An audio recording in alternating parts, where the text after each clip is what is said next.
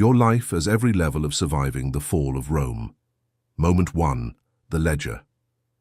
The first thing that goes wrong is small enough to fit beneath your thumb.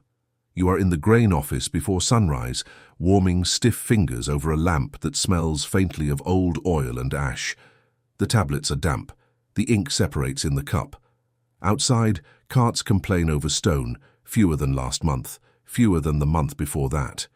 You tell yourself you only notice because counting is your trade.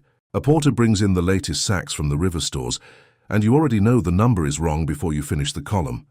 Too light, too few, the kind of shortfall that gets explained later by men with rings and clean tunics. At home, your wife has begun cutting bread before your son can see the whole loaf. She says nothing while she does it, which is worse. Your mother, who lives with you now because her district became unsafe after dark, coughs through the night and asks whether the state still issues oil to widows. You lie too quickly and say yes, so you scrape the wax smooth and lower one number, just one. Enough to keep back a sack no one will miss today. Enough to bring home flour and call it caution instead of theft. You hate how practiced your face feels when your superior asks if the count is exact. You say, exact, and because the word comes out steady, you decide the danger is still manageable. Moment 2. The queue. But hunger does not stay domestic for long. The lines at distribution begin before dawn now. By mid-morning they stink of wet wool, garlic breath, old wounds, and the sour patience of people learning they can be denied. Women arrive with household tokens tucked inside their sleeves. Men who once paid others to stand in line now stand there themselves, blinking in the cold like they have been demoted by weather. You stamp permits, you recalculate fractions, you tell people to come back tomorrow. Tomorrow becomes the most common lie in the city. Then the prefect's men arrive with a fresh instruction. Tighter accounting, stricter gate control, no issue without verification by district rolls. Temporary, they say. Administrative, necessary. You hear those words and feel relief, because rules mean the machine is still alive. That afternoon you find your altered figure marked in the margin by another hand. Not accusation. Not yet. Just a small scratch beside the number. A question made with a stylus. Your throat dries before you turn the tablet over. You tell yourself clerks mark everything. You tell yourself no one is chasing one sack when whole convoys vanish upriver. At home, your son asks why you keep your boots by the door now. You laugh and say winter makes men forgetful. Your wife looks at the boots, then at you, and changes her tone before she changes her words. Did you do something stupid? You answer too casually. No. The problem with surviving by paperwork is that paper remembers you even when people do not. Moment 3. The oath. By the time the city starts whispering Alaric's name with real fear, you are no longer just tired. You are visible. The grain office becomes a place where shortages need a culprit. Hoarders, smugglers, foreigners, slaves, Christians, senators. The list changes depending on who enters the room. Hunger wants a face. Administration wants a signature. Your superior calls you in with 2 other clerks. The room is cold enough to make your jaw ache. On the table is a revised district ledger and an oath that the distributions have been honest. The records complete. The loss is the fault of interruption outside the walls. Not corruption, not theft, not panic. Just circumstance. One of the other clerks signs without reading. He has 3 daughters. You know because he talks about their dowries when he drinks. You read every line twice, pretending thoroughness when it is really fear. If you sign, you help bury the shortages beneath language. If you refuse, you become one of the shortages, so you sign. That evening, a widow from your street takes your sleeve in the queue and says her name disappeared from the rolls. Her husband served in the army once. Her boys are thin enough now that their ears seem too large for their heads.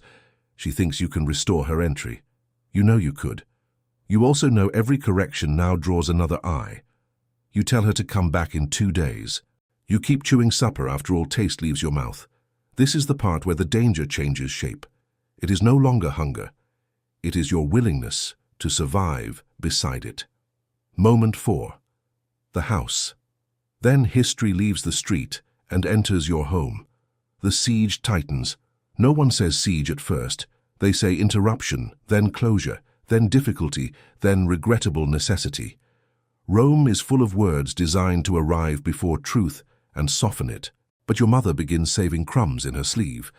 Your wife boils broth so thin the steam smells stronger than the meal. Somewhere in your building a child cries with the flat, mechanical rhythm of real hunger, and after the third night, no one goes to comfort him because comfort has started to sound expensive. You hide the last of the flour beneath broken tiles near the hearth. When you kneel to push it deeper, the grit bites your fingers, and you feel ridiculous for thinking a Roman floor is now a better guardian than Roman law. A search comes 2 days later, not soldiers in full formation. Worse, officials, neighbors attached to them, one guard with a bored face and a spear he does not need to raise. They inspect storage, count jars, ask routine questions in routine voices. Your wife stands too straight. Your son watches the floor because you taught him that silence can protect a household. The guard notices the wedding ring missing from your wife's hand. You used it last week to buy a strip of salt pork from a man who would not meet your eyes. He notices many things. That is what frightens you, not anger, attention. When they leave, they take nothing. You almost collapse from relief. Then your wife says, very softly, "Next time they will know where to look." You call it preparation when you move the family nearer the Salarian side, closer to an old relative, closer to a church, closer to any exit you might need. It is already flight. Moment 5. The gate. By now the city has become a body eating itself politely. Men sell furniture for grain and grain for rumors. Noble houses close their doors and send servants out with empty baskets so the street can witness their hunger. Dogs vanish, then cats, then anything that once had a name. Your office still functions, which is the ugliest part. Seals, lists, authorizations. The empire continues to stamp wax onto its own starvation. One night you are called to assist with emergency movement near the gate district. Storage access, inventory transfer. Nothing dramatic, nothing official enough to say aloud. Your hands shake so badly you keep your gloves on longer than necessary and pretend the cold is the reason. The hinges of the smaller service doors have been used more often lately. That is the kind of detail a clerk notices.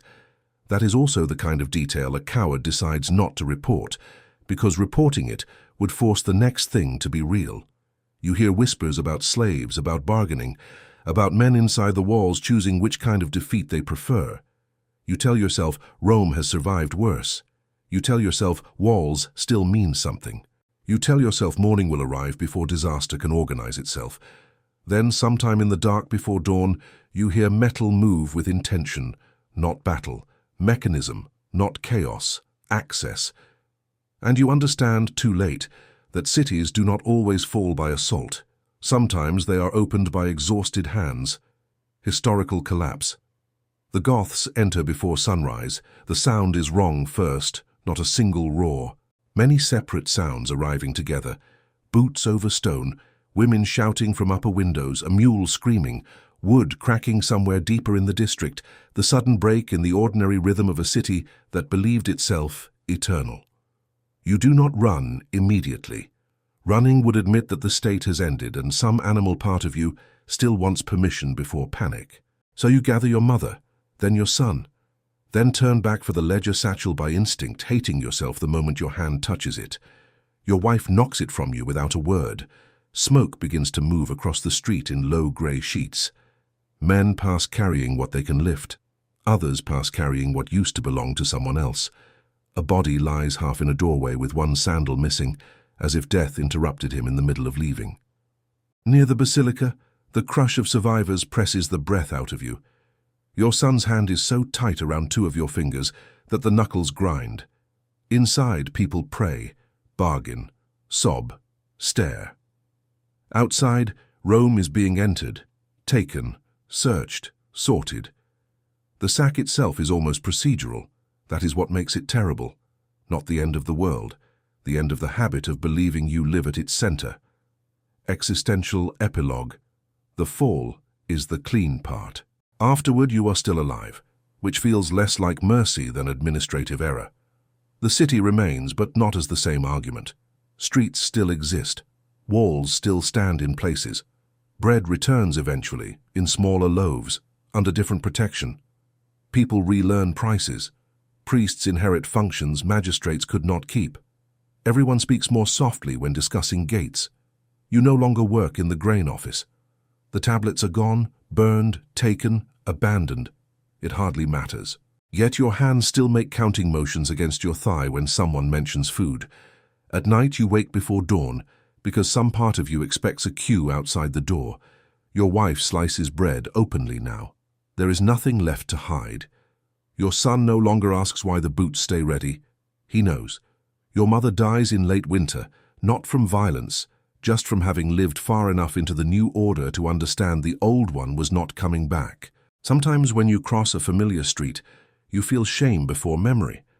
Not because you failed to save Rome. Men like you were never asked to save Rome. You feel shame because you helped it pretend, one careful number at a time, that it was still functioning while it hollowed out. And years later, when a door bolt slides in the dark, your body still answers first, not with patriotism, with fear.